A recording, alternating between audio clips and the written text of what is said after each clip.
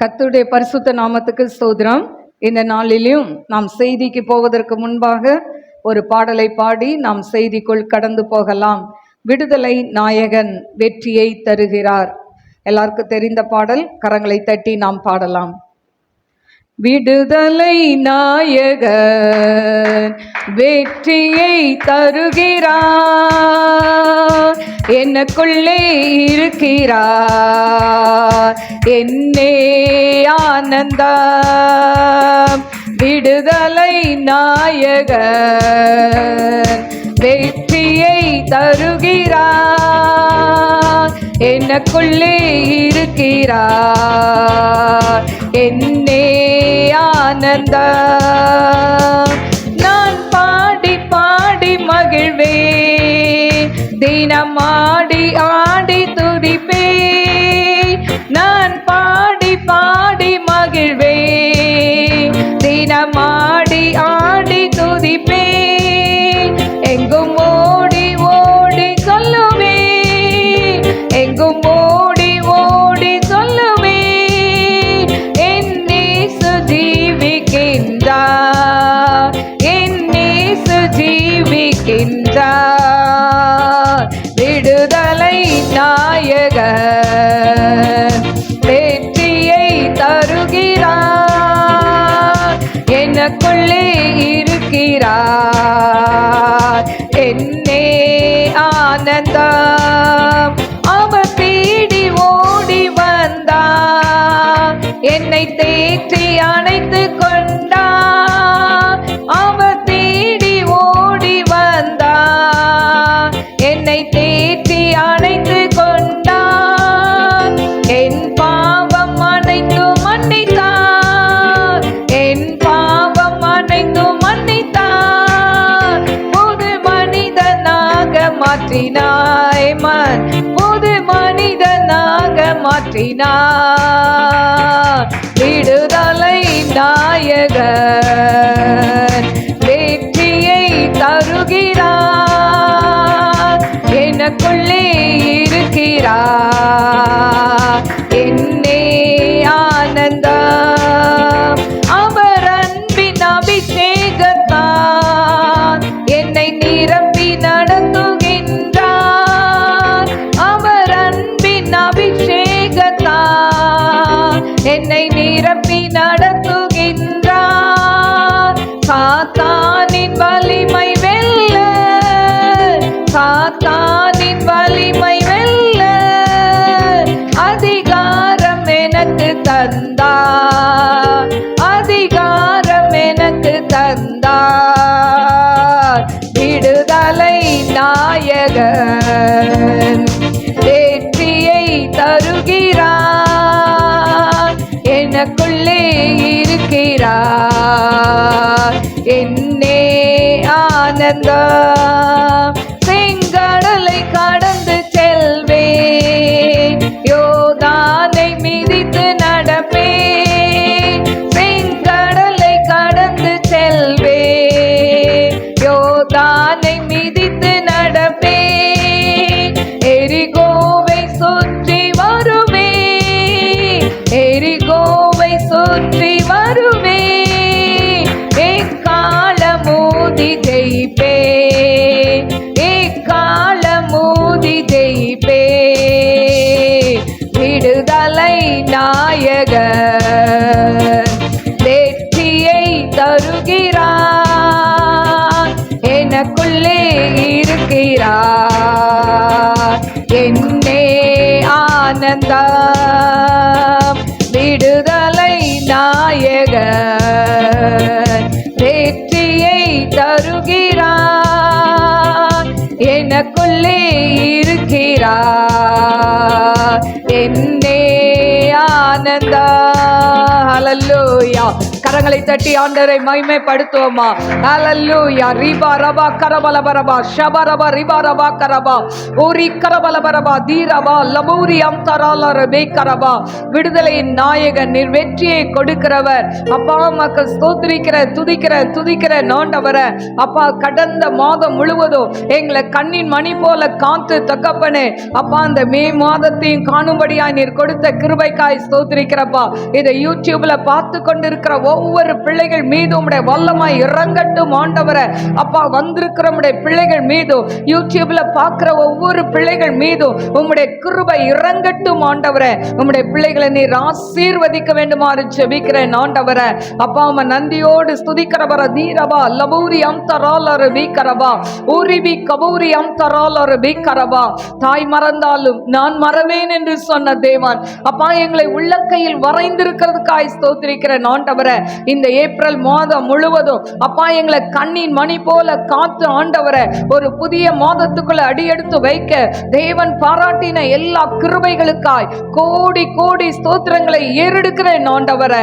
ரியா ஷல்பி ஹோத நை கரபா ஊரபா கரபா தீரமா ரிஹாத நை கரபா ஊரிபி கரபா துலபௌக்யான் ஷல்பி ஹோத நை கரபா. அப்பா இந்த மாதத்திலேயும் அப்பா தேவைகள் நிறைந்த ஒரு மாதம் ஆண்டவரே. அப்பா ஒவ்வொரு பிள்ளைகளும் ஆண்டவரே அப்பா ஃபீஸ் கட்டுறதுக்கு ஆண்டவரே அப்பா அவங்களுடைய தேவைகளை எல்லாம் நீ சந்திக்க வேண்டுமாறு ஜெபிக்கிறேன் ஆண்டவரே. ஹல்லேலூயா. அப்பா தகப்பனே அதே போல அப்பா ரிசல்ட்டுக்காய் காத்திருக்கிற ஆண்டவரே உம்முடைய பிள்ளைகளுக்கு ஏசப்பா நல்ல ரிசல்ட்டை கட்டளையிடுவீராக டாடி. உம்மால் கூடாத காரியம் ஒன்றுமில்லை ஏசப்பா. அப்பா ஒரு பிள்ளைகள் கூட வெட்கப்பட்டு போக கூடாது ஆண்டவரே. ஒவ்வொரு பிள்ளைகளும் ஆண்டவரே அப்பா 10th +1 +2 ஆண்டவரே அப்பா LKGல இருந்து ஆண்டவரே அப்பா தகப்பனே பெரிய கிளாஸ் வரைக்கும் காலேஜ் வரைக்கும் படிக்கிற ஒவ்வொரு பிள்ளைகளையும் நீங்க bless பண்ணுங்க டாடி. ஒவ்வொருத்தரும் அவங்கவங்க எதிர்பார்க்கிறதுக்கு மேலாக நீங்க மார்க்குகளை கொடுத்து உம்முடைய நாமத்தை மகிமைப்படுத்துங்க டாடி. ஷால் பி ஹோ த நை போலா கர்பியா த ரை கரபா ஊரபா. ஒரு பிள்ளை கூடப்பா ஆண்டவரே உடைந்து போக கூடாதப்பா. ஒவ்வொரு பிள்ளைகளுக்கும்பா நீங்க நல்ல மதிப்பெண்களை கொடுத்து உம்முடைய பிள்ளைகளுடைய ஃபியூச்சரை நீர் ஆசீர்வதிப்பீராக டாடி. ஐ ஜூமி ஹோ த நை ரிகந்தரால ரபே கரபா. பிள்ளைகளுக்கு ஆண்டவரே தேவையான குரூப் கிடைக்கணும் டாடி. அதே போல நல்ல ஸ்கூல் காலேஜ் கிடைக்க ஆண்டவரே கிருபை தாங்க டாடி. நாமத்தை மகிமைப்படுத்துங்கப்பா.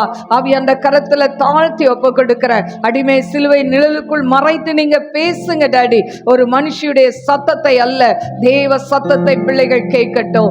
நாம மகிமைப்படட்டும். இயேசுவின் நாமத்தில் கேட்கிறேன் பிதாவே, ஆமென். கர்த்தருடைய பரிசுத்த நாமத்துக்கு ஸ்தோத்திரம். இந்த நாள்ல வந்திருக்கிற உங்கள் அனைவருக்கும் யூடியூபில் பார்க்கிற அனைவருக்கும் ஆண்டவராக இயேசு கிறிஸ்துவின் நாமத்தில் என் நன்றியும் வாழ்த்துதலையும் தெரிவித்துக் கொள்கிறேன். இந்த நாளிலும் அதாவது இந்த மே மாதத்துக்குரிய வாக்குத்தத்தம் என்னன்னா, நீதிமான்களுக்கு துன்பம் வருமா அப்படின்னு சொல்லி இன்னைக்கு இந்த ஹெட்டிங்ல நம்ம பார்க்க போறோம். வாசிப்போம். சங்கீதம் 34:19. சங்கீதம் 34:19.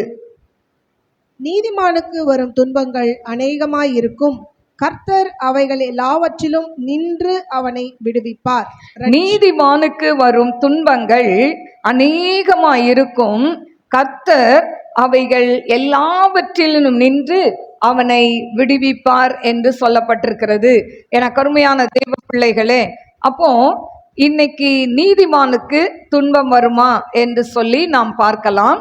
நீதிமொழிகள் 11:8 நாம் பார்ப்போம் என்று சொன்னால், அதாவது நீதிமொழிகள் 11:8 நீதிமான் இக்கட்டினின்று விடுவிக்கப்படுவான். நீதிமான் இக்கட்டினின்று விடுவிக்கப்படுவான். அவன் இருந்த இடத்திலே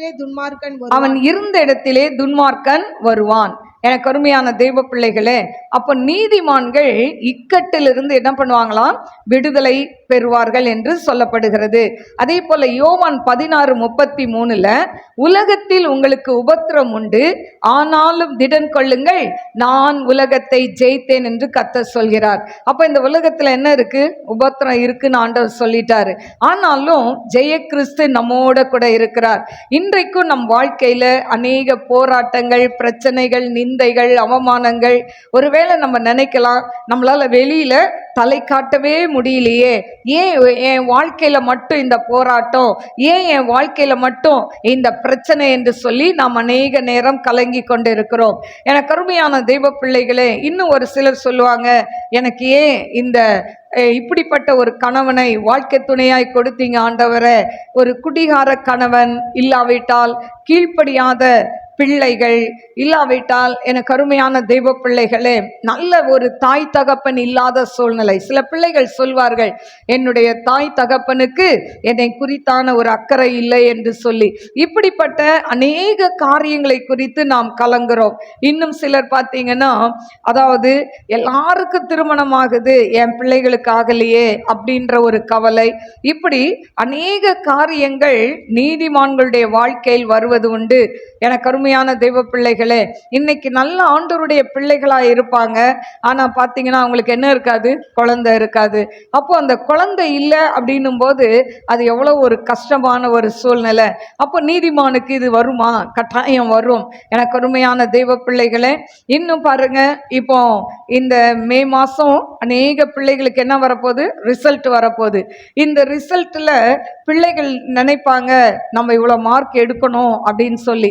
ஒருவேளை அந்த மார்க் எடுக்கிறது, அவங்க எய்ம் பண்ண மார்க் கிடைக்கலன்னா அந்த பிள்ளைகள் என்ன பண்ணிடுவாங்க, உடஞ்சி போயிடுவாங்க.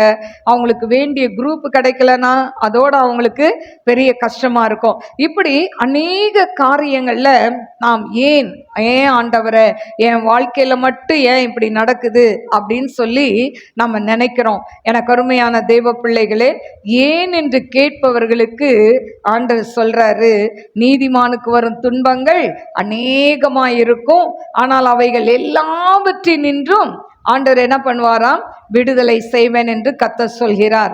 எனக்கு அருமையான தெய்வ பிள்ளைகளே, இப்போ அதாவது சோதனை அல்லது துன்பம் என்பது என்ன அப்படின்னு சொல்லி நம்ம பார்க்கலாம்.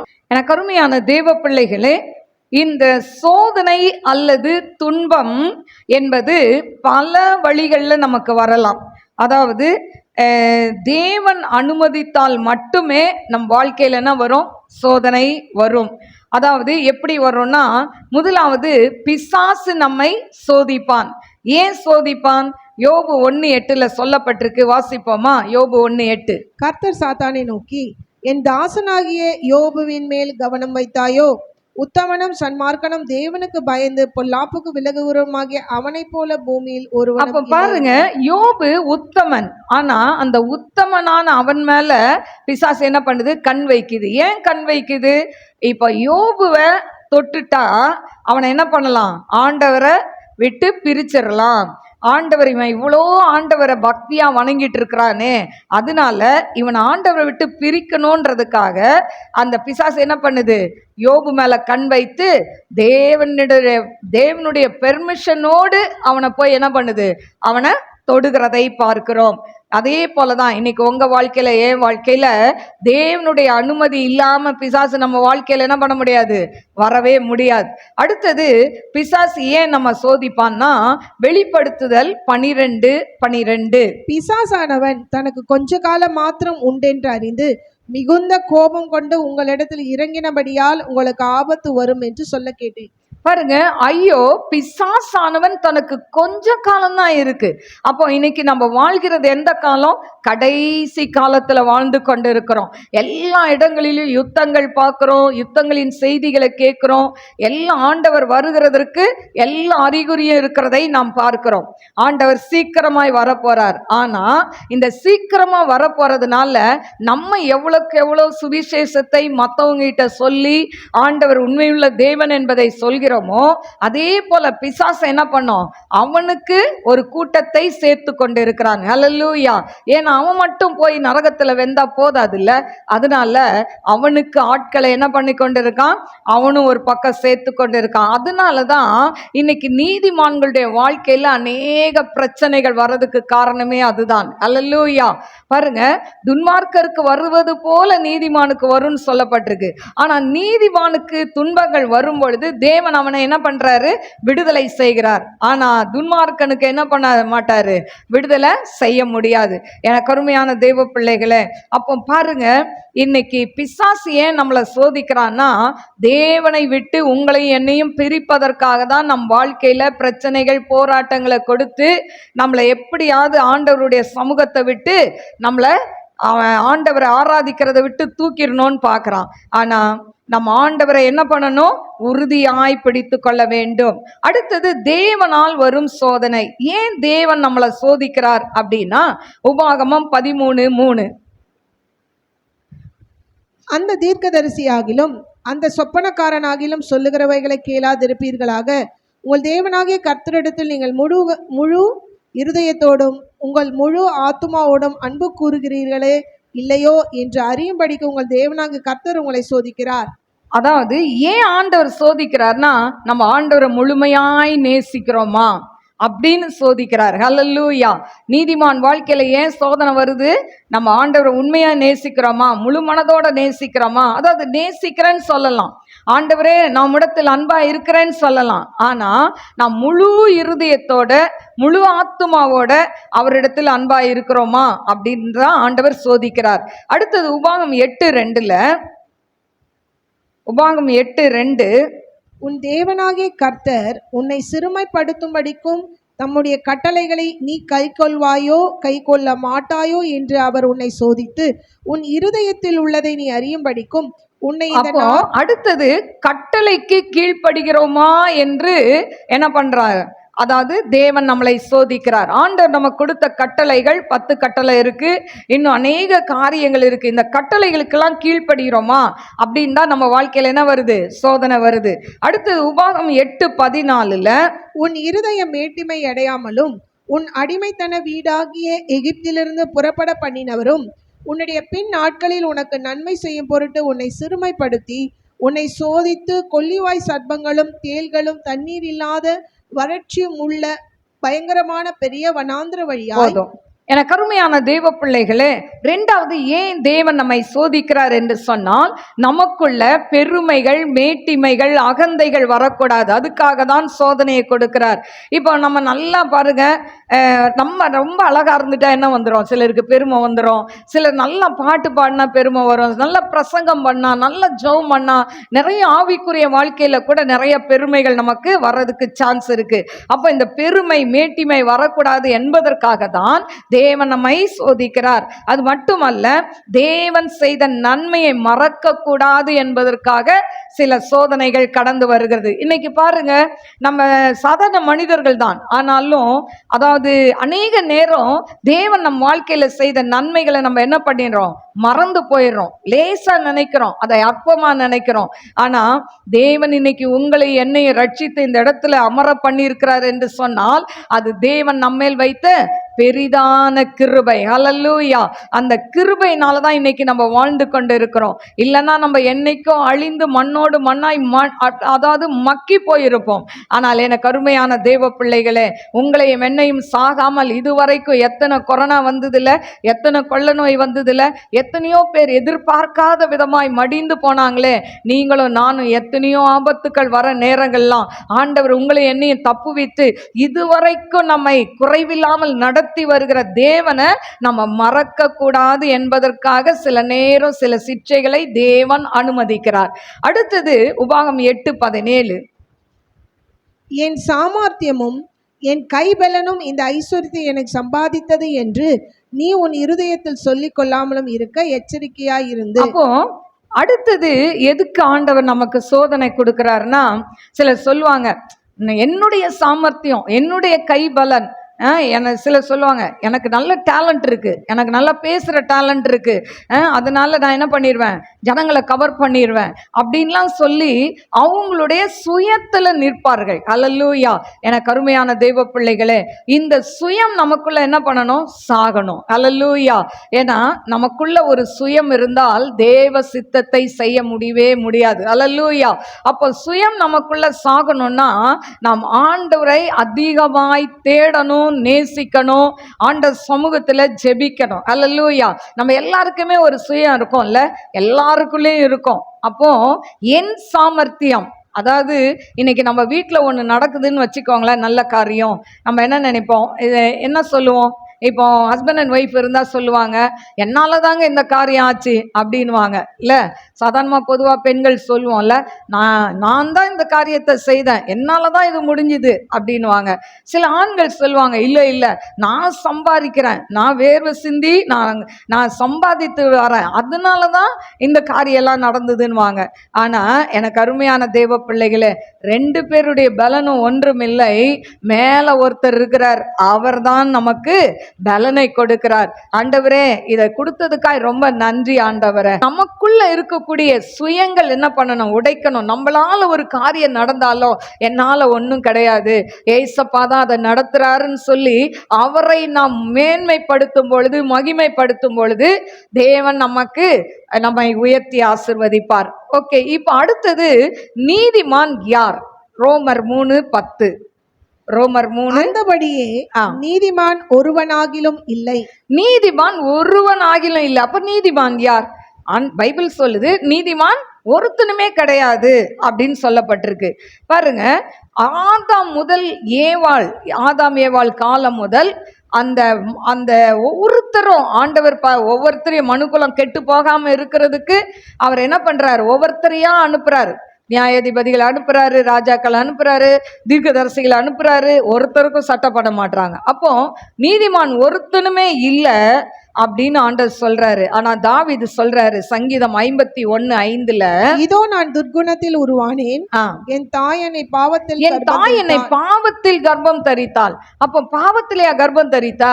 இல்ல. ஏன்னு சொன்னா ஆதாம் ஏவாள் செய்த பாவத்தினால அந்த ஜெனரேஷன் எல்லாமே என்ன பண்ணிச்சு, பாவத்துல வந்தபடினால தாவீது என்ன சொல்றான், என் தாய் என்னை பாவத்தில் கர்ப்பம் தரித்தாள் என்று சொல்லி. அதே போல பிரசங்கி 7:20, ஒரு பாவமும் செய்யாமல் நன்மையே செய்யத்தக்க நீதிமான் பூமியில் இல்லை. ஒரு பாவமும் செய்யாமல் நன்மையே செய்யத்தக்க நீதிமான் ஒருவனும் இல்லை. அப்போ பைபிள் படி பார்த்தா நீதிமான் ஒருத்தருமே கிடையாது. ஆனா நீதிமான் யார்? ரோமர் 5:9. இப்படி நாம் அவருடைய இரத்தத்தினாலே நீதிமான்களாக்கப்பட்டிருக்க, கோபாக்கினைக்கு நீங்களாக்க அவராலே நாம் ரட்சிக்கப்படுவது அதிக நிச்சயமாமே. அப்போ எப்படி நாம் நீதிமான்கள் ஆக்கப்பட்டிருக்கோம்? ரோமர் 5:9 சொல்லப்பட்டிருக்கு, ஆண்டவருடைய இரத்தத்தால நாம் நீதிமான்கள் ஆக்கப்பட்டிருக்கோம். ஹல்லேலூயா. இந்த உலகத்துல ரத்தம் சிந்தின கடவுள் தான் மெய்யான கடவுள். ஹல்லேலூயா. அப்ப ரத்த சிந்தின ஒரே கடவுள் யாருன்னா ஆண்டவராகிய இயேசு கிறிஸ்து மட்டும்தான். மனுக்குலத்திற்காய் அவர் தன்னுடைய கடைசி சொட்டு ரத்தத்தையும் சிந்தினார். அப்போ அந்த இரத்த சிந்துதல் இல்லாமல் பாவ மன்னிப்பு இல்லை என்று வேதம் சொல்கிறது. அப்ப இரத்தத்தால கழுவப்பட்ட எல்லாரும் யாரு? நீதிமான்கள். 1 யோவான் 1:7, அவர் ஒளியில் இருக்கிறது போல நாமும் ஒளியிலே நடந்தால் ஒருவரோடு ஒருவர் ஐக்கியப்பட்டிருப்போம். அவருடைய குமாரனாகிய இயேசு கிறிஸ்துவின் ரத்தம் சகல பாவங்களையும் நீக்கி நம்மை சுத்திகரிக்கும். அப்போ யாருடைய ரத்தம் நம்முடைய பாவங்களை சுத்திகரிக்கிறதா? அதாவது இயேசு கிறிஸ்துவின் ரத்தம். ஹல்லேலூயா. வேற ஒண்ணுமே நம்மளை சுத்திகரிக்க முடியாது இந்த உலகத்துல. அப்போ அவருடைய ரத்தம் நம்ம என்ன பண்ணுதா? சுத்திகரிக்கிறது என்று சொல்லப்பட்டு இருக்கிறது. அடுத்தது ரோமர் 8:30, ஆண்டவர் நம்மளை நீதிமானாய் மாற்றினார். முன் குறித்தாரோ அவர்களை அழைத்தும் இருக்கிறார், இவர்களை அழைத்தாரோ அவர்களை நீதிமான்களாயும் ஆக்கியிருக்கிறார், இவர்களை நீதிமான்கள் ஆக்கினாரோ அவர்களை மகிமையும் படுத்தி இருக்கிறார். நீதிமானை ஆண்டவர் என்ன பண்றாரு? மகிமைப்படுத்துகிறேன் என்று சொல்கிறார். அடுத்தது பாருங்க, ரோமர் 8:33 தேவனே அவர்களை நீதிமான்கள் ஆக்குகிறார் என்று சொல்லப்பட்டிருக்கு. அப்ப தேவனே நம்மளை என்ன பண்ணியிருக்கிறாரு? நீதிமான்களாய் மாற்றி இருக்கிறார். அப்போ நீதிமானாய் இருக்கிற நம்மளுடைய குணம் எப்படி இருக்கணும்? அதை கொஞ்சம் பார்க்கலாமா? நீதிமானுடைய குணங்கள் எப்படி இருக்கும்? சங்கீதம் 112:1, அல்லேலூயா. கர்த்தருக்கு பயந்து அவருடைய கட்டளைகளில் மிகவும் பிரியமாயிருக்கிற மனுஷன் பாக்கியவான். அப்போ நீதிமானுடைய குணம் என்னன்னா, முதலாவது அவன் கர்த்தருக்கு பயப்படுகிறவன். நீதிமானுக்கு என்ன குணம் இருக்கும்? ஆண்டவருக்கு பயப்படுகிற பயம். ஐயோ, இதை செய்யக்கூடாது, அதை செய்யக்கூடாது, இது ஆண்டவருக்கு பிடிக்காது, இது பிடிக்காது அப்படின்னு சொல்லி நமக்குள்ள ஆவியானவர் பேசுவார். அப்போ கர்த்தருக்கு பயப்படுகிற பயம் நீதிமான்கிட்ட இருக்கும். ரெண்டாவது, கர்த்தருடைய கட்டளைக்கு அவன் கீழ்ப்படிவான். மூணாவது 112:6. அவன் என்னென்றைக்கும் அசைக்கப்படாதிருப்பான், நீதிமான் நித்திய கீர்த்தி உள்ளவன். என்றென்றைக்கும் அசைக்கப்படாதிருப்பான். ஒரு பிரச்சனையை கண்டா அதாவது ஓட மாட்டான். இன்னைக்கு பிரச்சனையை கண்டு என்ன பண்ணுவாங்க? உலகத்தான் ஓடி போயிடுவாங்க. ஹல்லேலூயா. ஆனா நீதிமான் என்ன பண்ண மாட்டான்? பிரச்சனையை கண்டு ஓட மாட்டான். இன்னைக்கு பாருங்க, சில அதாவது பெண்கள் தங்க கணவன் குடிக்கிறாருன்றதுக்காக அவங்க என்ன பண்றாங்க? வீட்டை விட்டு, அந்த கணவனை விட்டு அம்மா வீட்டுக்கு ஓடி போயிடுறாங்க. ஆனா எனக்கு அருமையான தேவ பிள்ளைகளே, ஒரு நீதிமான், ஆண்டவருடைய இரத்தத்தால் கழுவப்பட்ட நீதிமான் ஆகிய நாம் என்ன செய்யணும்னா, பிரச்சனையை கண்டு ஓடக்கூடாது. அந்த இடத்துல நின்று அந்த பிரச்சனையை நம்ம என்ன பண்ணணும்? சால்வ் பண்ணணும். அடுத்தது பார்த்தீங்கன்னா 7ஆம் வசனம் 112:7. துர்ச்செய்தியை கேட்கிறதுனால் பயப்படான், துர்ச்செய்தியை கேட்டா கலங்க மாட்டான். அல்லேலூயா. எனக்கு அருமையான தேவ பிள்ளைகளே, ஆண்டவர் நாளைக்கு வராருன்னு சொன்னா நமக்கு கலக்கம் வருமா? அது துர்ச்செய்தி இல்லை, நமக்கு நல்ல செய்தி. ஆனா உலகத்துக்கு துர்ச்செய்தி. திடீர்னு ஏசப்பா வந்துட்டாரு, இல்லை திடீர்னு ஒரு சுனாமி வருது, இல்லை ஏதோ ஒன்று வருதுன்னு வச்சுக்கோங்களேன், அதெல்லாம் என்னது? ஒரு துர்ச்செய்தி. திடீர்னு அப்படியே பூகம்பம் ஆகுது, நிலநடுக்கம் வருது, அது என்னது? ஒரு துர்ச்செய்தி. ஆனா இந்த துர்ச்செய்தியை கேட்டா கூட நீதிமான் என்ன பண்ண மாட்டான்? கலங்க மாட்டான். ஹல்லேலூயா. ஏன்னு சொன்னா, இங்க கண்ணை மூடினா அடுத்த செகண்ட் ஏசப்பா கிட்ட இருப்போம். ஹல்லேலூயா. இளைப்பாறுதல் ஸ்தலத்துல இருப்போம். அதனால நமக்கு என்ன இல்லை? கலக்கம் இல்லை.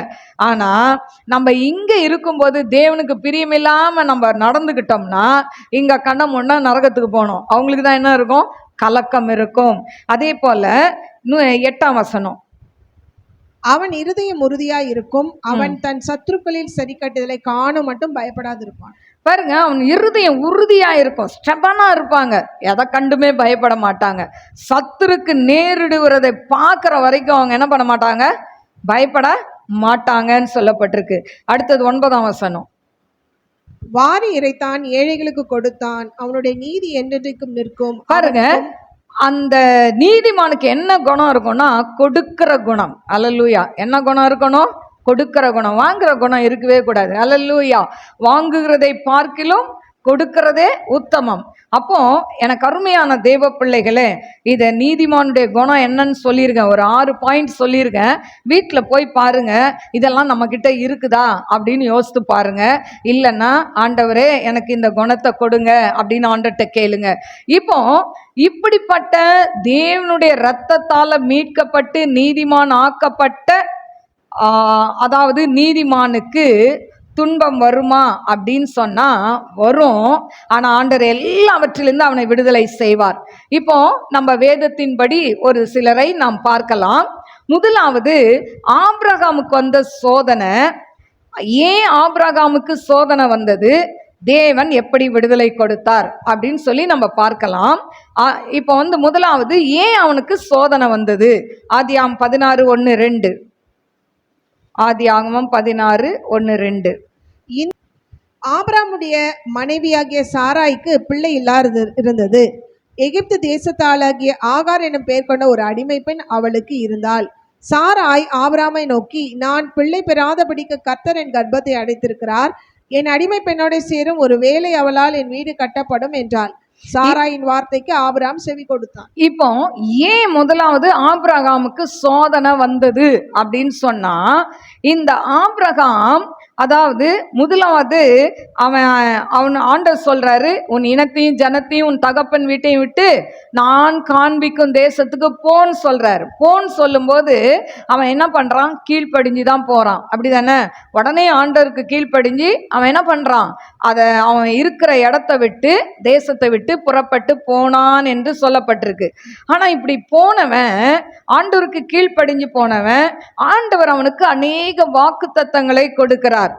அதாவது இவனுக்கு என்ன இருந்துதான், இப்படி புறப்பட்டு போனவனை 12ஆம் வசனத்துல, ஆதியாகமம் 12ஆம் அதிகாரத்துல புறப்பட்டு போறான்.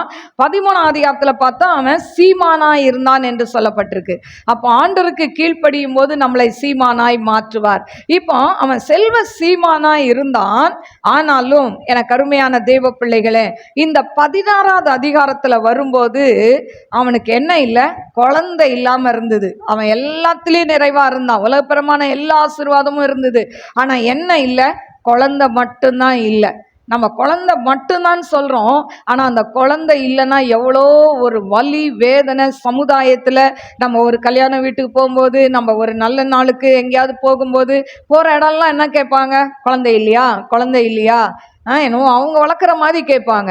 ஆனா எனக்கு அருமையான தேவ பிள்ளைகளே, இப்போ ஆண்டவர் சொல்றாரு, எப்பா நான் உனக்கு என்ன பண்ணுவேன்? ஒரு குழந்தைய கொடுப்பேன். வானத்து நட்சத்திரத்தை பார், கடற்கரை மணலை பார், பூமியின் தூளை பார், இத மாதிரி உன் சந்ததி பெருகும்னு சொல்றாரு. எல்லாத்தையும் கேட்ட ஆபிரகாம் என்ன பண்றான்னா, தன்னுடைய மனைவி சாராய்க்கு செவி கொடுக்கிறார். அல்லேலூயா. அப்ப மனைவி பேச்சை கேட்க கூடாதுன்னு இருக்கா பைபிள்ல? இல்ல. ஆனா மனைவி சொல்றத கேட்கணும். எதுல கேட்கணும்னா, கர்த்தருடைய வார்த்தைக்கு விலகாதபடி கேட்கணும். கர்த்தர் என்ன சொல்றாரு? நான் உனக்கு இப்படி தருவேன்னு சொல்றாரு.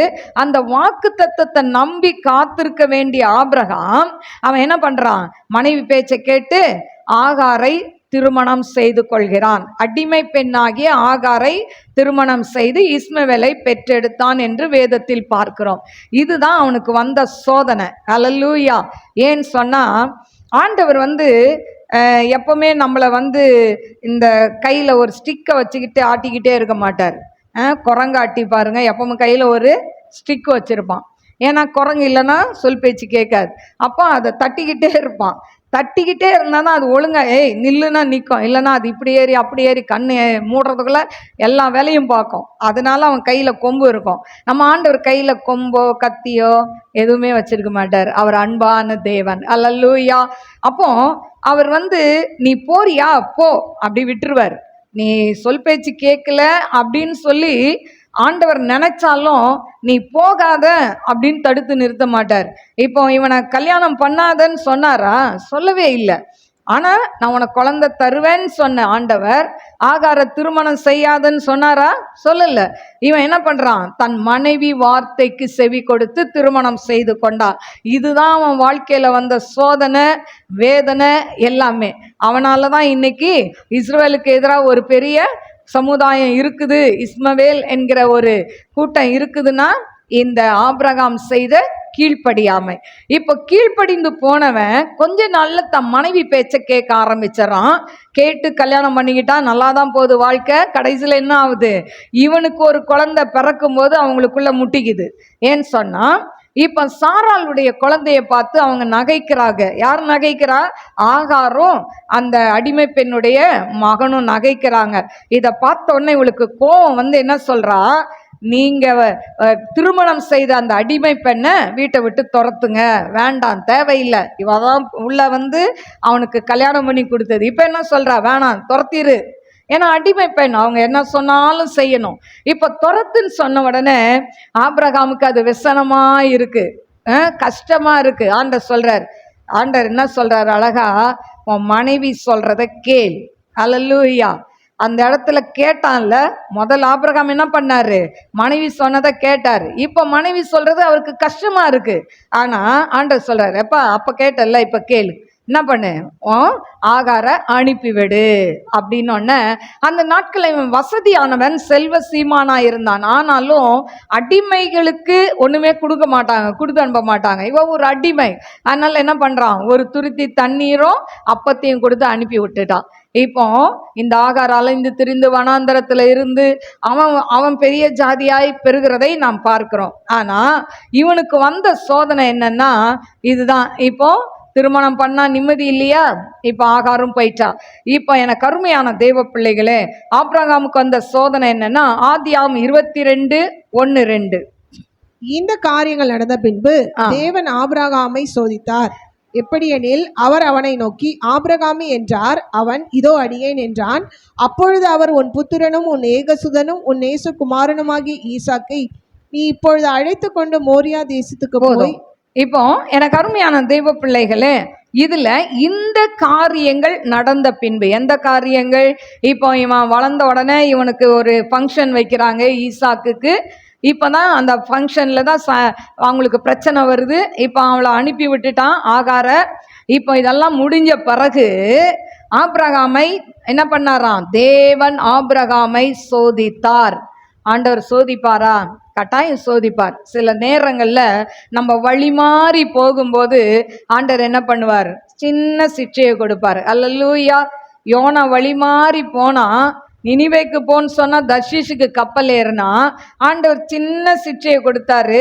கடல்ல கொந்தளிப்பை கொடுத்தார். அந்த கொந்தளிப்பு கொடுத்த உடனே மனம் மாறணும். மாறாம என்ன பண்றான்? கீழ்த்தட்டுல போய் தூங்குறான். அங்க தூங்குனதுனால தான் அடுத்து அவன் மீன் வயிற்றுக்குள்ள போனான். எனக்கு அருமையான தேவ பிள்ளைகளே, இப்போ இந்த இடத்துல ஆண்டவர் சோதிக்கிறார். என்ன சோதனை? அதாவது உன் புத்திரனும் உன் ஏகசுதனும் நேசகுமாரனுமாகிய ஈசாக்கை மோரியா தேசத்துக்கு போய் நான் காண்பிக்கிற ஒரு மலையில என்ன பண்ணு? தகன பலியிடு அப்படின்னு சொல்றார். பாருங்க, தவம் இருந்து பெத்து அவன் பிறக்கும்போது பார்த்தீங்கன்னா 100 வயது ஆபிரகாமுக்கு. அப்போ 75 வயதுல அவனுக்கு வாக்கு கொடுக்கிறாரு. 100 வயதுல குழந்தை பிறகுது. 25 வருஷம் காத்திருந்து தவம் இருந்து பெத்த மகன் ஈசாக்கு. இப்போ என்ன சொல்றாரு ஆண்டவர்? நீ பலி செலுத்து அப்படின்னோடனே இப்போ ஆபிரகாம் மனைவி கிட்ட போய் என்ன கேட்கல? ஆலோசனை கேட்கவே இல்லை. எங்கேயுமே போல. காலையில் அதிகாலை எழும்புறான், கழுதையை சேனம் வச்சு கட்டி கொண்டு போறான். அதுல என்ன பண்றான்? அவங்க பையனையும் அந்த கட்டைகள், அந்த தகன பலிக்கு வேண்டிய எல்லாத்தையும் எடுத்துட்டு என்ன பண்றான்? அதுல கழுதை மேல வச்சு கொண்டு போறான். இப்படி போகும்போது 3 நாள் இவங்க பயணம் போறாங்க. 3 நாள் இப்படி போகும்போது 3 நாள் பயணம் போறாங்க. கொஞ்சம் ஒரு நாள் போகும்போதே இந்த பையன் எப்படிலாம் பேசிட்டு வந்திருப்பான்ல அப்பா கிட்ட. மனசு மாறி என்ன பண்ணி இருந்திருக்கலாம்? வீட்டுக்கு ஓடி வந்திருக்கலாம். ஆனா ஆபிரகாம் மனசு மாறவே இல்லை. ஏன்னா ஆண்டவர் சோதிக்கிறார் நல்லா தெரிஞ்சிருச்சு. இவன் என்ன பண்றான்? ஆண்டவர் என்ன விட்டாலும் பரவாயில்லன்னு சொல்லி இந்த 3 நாள் பயணம் பண்ணி அவன் தூரத்துல ஆண்டவர் காண்பிக்கிற இடத்த பார்த்த உடனே கூட வந்த வேலைக்காரர்களை பார்த்து சொல்றான், நீங்கள் கழுதையை நிறுத்தி இங்கே காத்திருங்கள், நானும் பிள்ளையாண்டானும் அவ்விடமிட்டு போய் தொழுது கொண்டு உங்களிடத்துக்கு திரும்பி வருவோம் அப்படின்னு சொல்றான். அப்ப என்ன அர்த்தம்? ஆண்டவர் அந்த இடத்துல ஆபிரகாம் சொல்றாரு, போறது பலி செலுத்த. ஆனா என்ன சொல்றான்? திரும்பி வருவோம் அப்படின்னா என் பையன் கூட வருவேன்னு அர்த்தம். அல்லேலூயா. நம்பிக்கையோட சொல்லிட்டு போறான். ஆனா எனக்கு அருமையான தெய்வ பிள்ளைகளே, ஆண்டவர் சொன்னாரா ஆபிரகாம் கிட்ட, உன் பிள்ளைய கொல்ல மாட்டேன், நீ வா, சும்மா நாளும் பலி செலுத்துன்னு சொன்னாரா? இல்ல, பலி செலுத்த சொன்னது உண்மை. இப்போ கீழ்ப்படிந்து அவன் போகிறான். இவன் அப்பா கிட்ட கேட்குறான், அப்பா கட்டை இருக்கு, தகன பலிக்கு ஆடு எங்க அப்படின்னு கேட்குறான். அப்போ அவர் சொல்றாரு, ஆண்டவர் பார்த்துக்குவாருப்பா. இப்படி சொல்லிட்டு அவர் நடந்து போய் என்ன பண்றாரு? கொஞ்ச தூரம் போயிட்டு இவனை நல்லா ஒரு கயிறுல கட்டி பலிபீடத்துல படுக்க வச்சிடறாரு, கட்டையெல்லாம் அடுக்கி. நம்ம பிள்ளைங்கன்னா இருக்குமா? கொஞ்சம் யோசித்து பாருங்க. நம்ம பிள்ளைங்கன்னா இருக்குமா? காலை கையை உதச்சி கட்ட முதல் விடுவாங்களா? விடமாட்டாங்க. அவர் கட்டுற வரைக்கும் ஈசாக்கு பலியாடு மாதிரி இருந்திருக்கிறான்னு நான் நினைக்கிறேன். பாருங்க, கட்டி பலிபீடத்துல வச்சு வைக்கிற வரைக்கும் ஆண்டவர் அமைதியாவே இருக்கிறாரு. கத்திய ஓங்கும் போது அவர் சொல்றாரு, 11ஆம் வசனம், அப்பொழுது கர்த்தருடைய தூதனானவர் வானத்திலிருந்து ஆபிரகாமே ஆபிரகாமே என்று கூப்பிட்டார். அவன் இதோ அடியேன் என்றான். அப்பொழுது அவர், பிள்ளையாண்டான் மேல் உன் கையை போடாதே, அவனுக்கு ஒன்றும் செய்யாதே. நீ அவனை உன் புத்திரன் என்றும் உன் ஏகசுதன் என்று பாராமல் எனக்காக ஒப்பு கொடுத்தபடினால் நீ தேவனுக்கு பயப்படுகிறவன் என்று இப்பொழுது அறிந்திருக்கிறேன். பாருங்க, அவன் கத்திய ஓங்கும் போதுதான் வானத்திலிருந்து ஒரு சத்தம் கேக்குது, பிள்ளையாண்டான் மேல கையை போட்டுறாத.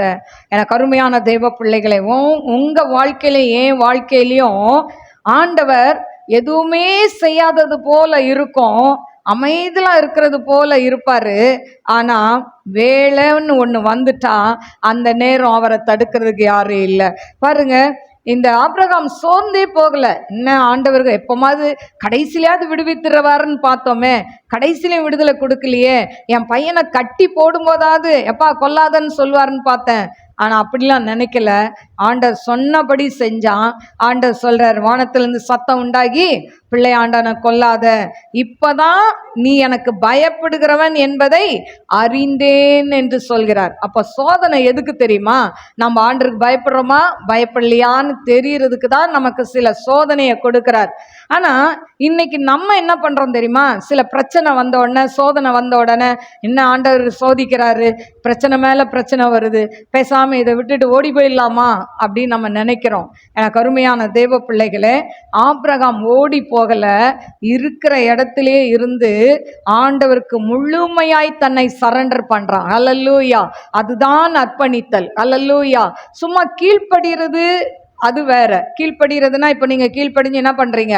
சர்ச்சுக்கு போறீங்க, இங்க வர்றீங்க, இதெல்லாம் கீழ்ப்படிதல் தான். ஆனா அர்ப்பணிப்பு என்பது, எனக்கு என்ன நடந்தாலும் நான் ஆண்டவர் விட்டு தூர போகவே மாட்டேன், ஆண்டவர் விட்டு பின்மாறி போகவே மாட்டேன். அதுதான் எனக்கு அருமையான தேவ பிள்ளைகளே கீழ்ப்படிதல். இப்போ இவன் முற்றிலுமாய் தன்னை அர்ப்பணித்தபடியினால் தேவன் அவனை ஆசிர்வதிக்கிறார்.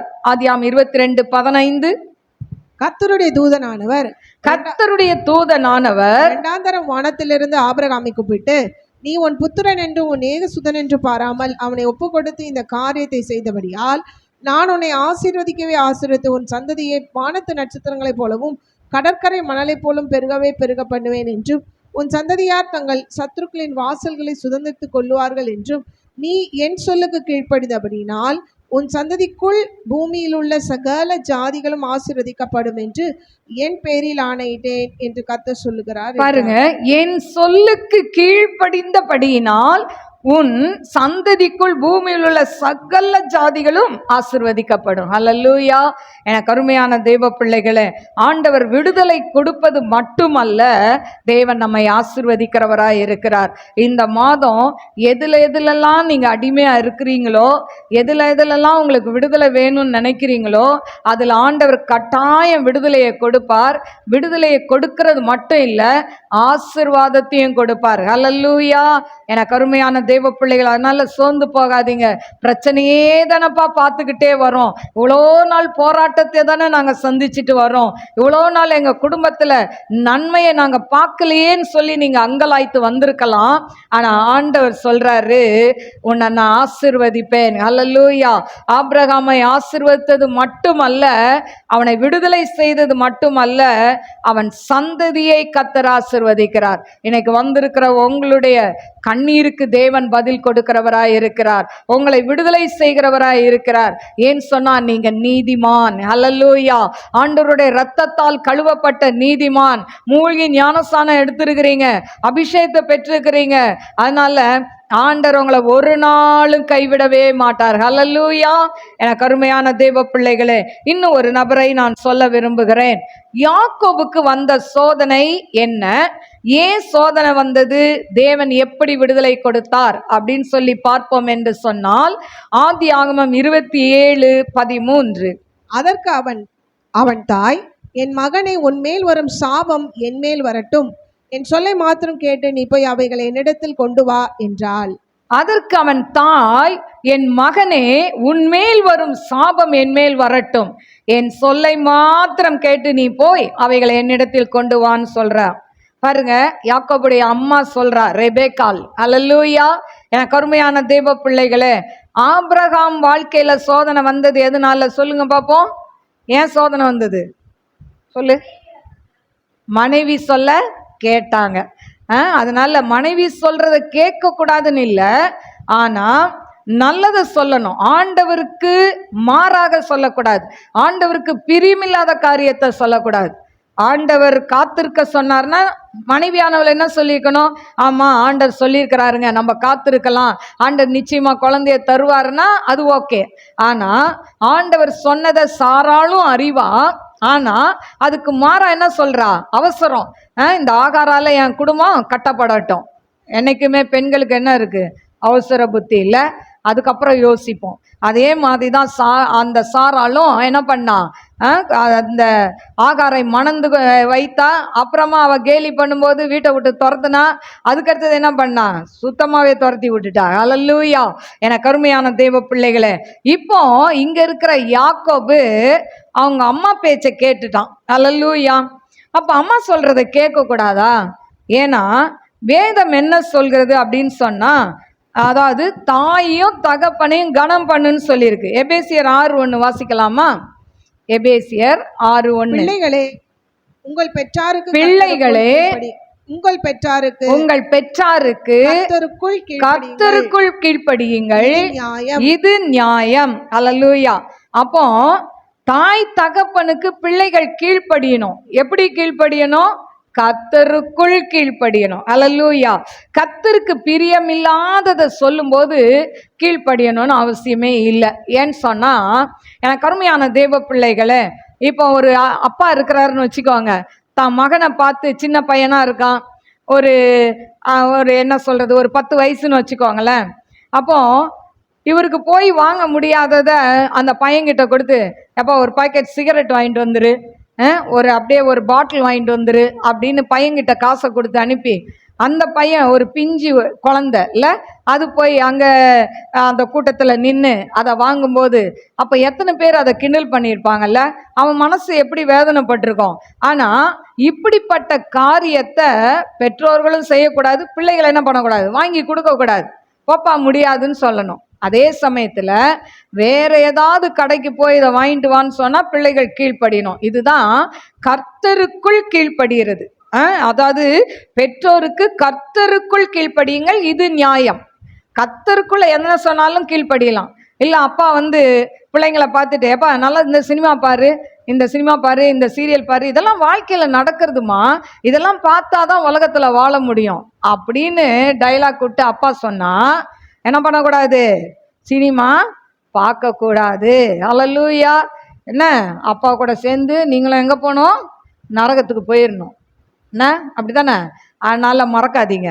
ஏன்னு சொன்னால், அப்பாவானாலும் அம்மாவானாலும் யாராக இருந்தாலும் சரி, வேண்டாததை கர்த்தருக்கு பிரியமில்லாததை சொன்னால் எங்கள் பிள்ளைங்களை நடத்துறீங்க, அவங்கள பாதாளத்துக்குள்ளே நடத்துறீங்கன்றதை மறந்து போகாதீங்க. இங்கே நல்லா தான் இருக்கும், இங்கே நமக்கு இந்த அனலை தாங்க முடியல பாருங்க, இந்த மே மாதம் வெயில் தாங்க முடியுதா? முடியல.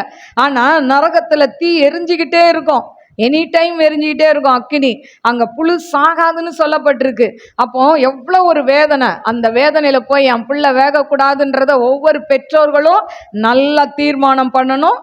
எனக்கு அருமையான தேவ பிள்ளைகளே, அதே போல் சில அப்பா அம்மாருங்க என்ன பண்ணுவாங்கன்னா, நல்லா குடிகாரங்களாக இருந்தால் குடிக்கிற நேரம் ஒரு சின்ன பிள்ளை உட்காந்தா கூட என்ன பண்ணுவாங்க, இன்னொரு டம்ளரில் டீ காப்பி ஊற்றி கொடுக்குற மாதிரி கொடுத்து, இந்த குடி நல்லா இருக்கும். அது குழந்தைக்கு என்ன தெரியும், ஏதோ கூல்ட்ரிங்க்ஸ்ன்னு நினச்சி வாங்கி குடிக்கும். அப்போ இப்படியெல்லாம் பிள்ளைங்களை நம்ம நடத்தக்கூடாது. இப்படி பெற்றோர்கள் வற்புறுத்தினா கட்டாயம் அதுக்கு கீழ்ப்படியணும்னு அவசியமே கிடையாது. அல்லேலூயா. அதே போல் எனக்கு அருமையான தேவ பிள்ளைகளே, அதே போல் அதாவது விக்கிரகத்தை வணங்கு அப்படின்னு சொன்னால் வணங்குறது அவசியம் கிடையாது, அதை வணங்கக்கூடாது. ஏன்னு சொன்னால் வேதத்தின்படி ஆண்டவர் இந்த 10 கட்டளை நமக்கு போட்டு வச்சிருக்குல்ல, என்ன சொல்லியிருக்கு, என்னை அன்றி உனக்கு வேறே தேவர்கள் உண்டாயிருக்க வேண்டாம் அப்படின்னு சொல்லியிருக்கு. நீ ஒரு சொரூபத்தையும் எதையும் என்ன பண்ணக்கூடாது, உனக்கு உண்டாக்காதன்றாரு. இன்னும் பார்த்தீங்கன்னா, என்னை போல கூட நீ தெய்வங்களை பொன்னினாலும் வெள்ளினாலும் உண்டாக்காதன்றார். அப்போ விக்கிரகத்தை ஆராதிப்பது ஆண்டவருக்கு அருவருப்பு. எனக்கு அருமையான தேவ பிள்ளைகளை, அப்போ விக்கிரகங்களை வணங்கு அப்படின்னு சொன்னால் அதுக்கு கீழ்ப்படியணும்னு அவசியம் கிடையாது. அல்லேலூயா. அதே போல் விக்கிரகங்களுக்கு படைச்சதை சாப்பிடுனா சாப்பிடணும்னு அவசியம் கிடையாது. அப்போ ஐயோ அம்மா சொன்னா கேட்கணுமே, அப்பா சொன்னா கேட்கணுமே, கேட்கணும் தான். எப்படி கேட்கணும், கர்த்தருக்குள் கீழ்ப்படியுங்கள். கர்த்தருக்கு பிரியமானதை சொன்னா கட்டாயம் கீழ்ப்படியணும். ஆனா கர்த்தருக்கு பிரியமில்லாததை சொல்லும் போது நம்ம என்ன பண்ணக்கூடாது, அதை கீழ்ப்படியணும்னு அவசியம் கிடையாது. எந்த சூழ்நிலையிலும் தேவனை நாம் என்ன பண்ண வேண்டும், பிரியப்படுத்துறவர்களாய் வாழ வேண்டும். அல்லேலூயா. அந்த வைராக்கியம் இருக்கணுங்க வாழ்க்கையில. பாருங்க, சாத்ராக் மேஷாக் ஆபேத்நேகோவுக்கு வைராக்கியம் இருந்துதா இல்லையா? அல்லேலூயா. அவங்க அடிமைகள் தான், ஆனால் அவங்க ஒரு ராஜாக்கு முன்னால நிக்கிறாங்க. ஆனாலும் அவங்க என்ன பண்றாங்க, ராஜாவை எதிர்த்து பேசுறாங்க. மற்ற எந்த விதத்திலையும் ராஜாவை எதிர்த்து பேசல, ராஜாக்கு நல்லா ஒழுங்கா எல்லா வேலையும் செய்யறாங்க, எல்லாம் பண்றாங்க. ஆனா அந்த விக்கிரக ஆராதனைன்னு வரும்போது சாத்ராக் மேஷாக் ஆபேத்நேகோ என்ன சொல்றாங்க, நீ நிறுத்தின அந்த பொற்சிலைய நாங்க வணங்க மாட்டோம் என்பது உமக்கு தெரியாதா? எனக்கு அருமையான தேவ பிள்ளைகளே, அந்த வைராக்கியம் நமக்குள்ள இருக்கணும். சிறு வயதிலிருந்தே இந்த வைராக்கியம் இருக்கணும். ஹல்லேலூயா. ஏன்னு சொன்னா, நீங்க ஸ்கூலுக்கு போறீங்க, காலேஜுக்கு போறீங்க, அது யாராவது கொடுக்கறத வாங்கி சாப்பிடுவீங்க. அப்போ படைச்சதெல்லாம் அதுல உள்ள வரும். நீங்க அறியாம அதை வாங்கி புசிப்பீங்க.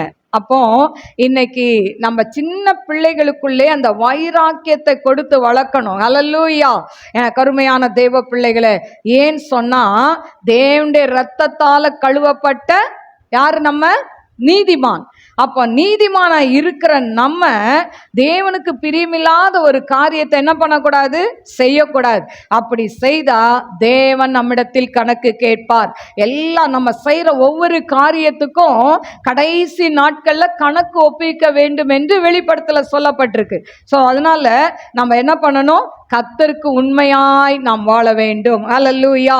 எனக்கு அருமையான தேவ பிள்ளைகளே, இப்படி அவன் பார்த்தீங்கன்னா, இப்போ அவனுக்கு வந்த சோதனை என்னன்னா, இப்போ அம்மா பேச்சை கேட்டான். என்ன பேச்சை என்ன அம்மா சொன்னது என்ன?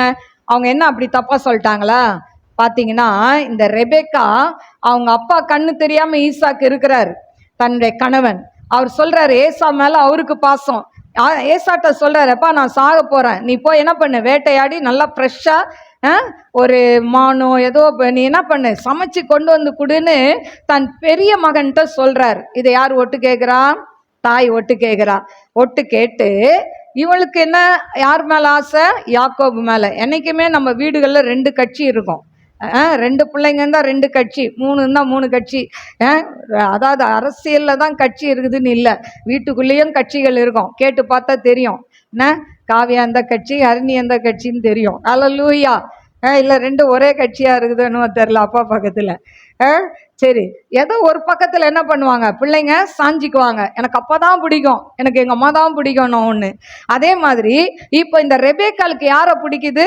யாக்கோபை தான் பிடிக்கும். ஏன்னா அம்மா முந்தானியே பிடிச்சிட்டு சுற்றுவான், வெளியே போக மாட்டான், அம்மாவுக்கு வேண்டியதெல்லாம் செய்து கொடுப்பான். அதனால இவளுக்கு ரொம்ப பிடிக்கும். இப்போ சொல்கிறா, எப்பா அப்பா அதாவது ஏசாவை அனுப்பியிருக்கிறாரு, சாப்பிட்டு ஆசீர்வதிக்க போறாரு. அதுக்குள்ள நீ என்ன பண்ணு, ஒரு மாடை பிடிச்சிட்டு வா, அதை அடிச்சு கொடு, நான் என்ன பண்றேன், சமைச்சு கொடுக்குறேன், அப்பாட்ட கொடுத்து ஆசீர்வாதத்தை வாங்கிக்கோ அப்படின்னு சொல்லி இப்போ என்ன சொல்லி கொடுக்குறா?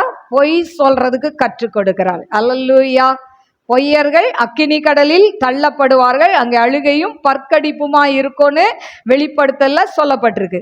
அப்போ எனக்கு அருமையான தேவ பிள்ளைகள், இப்போ பொய் சொல்லி கொடுக்குறா.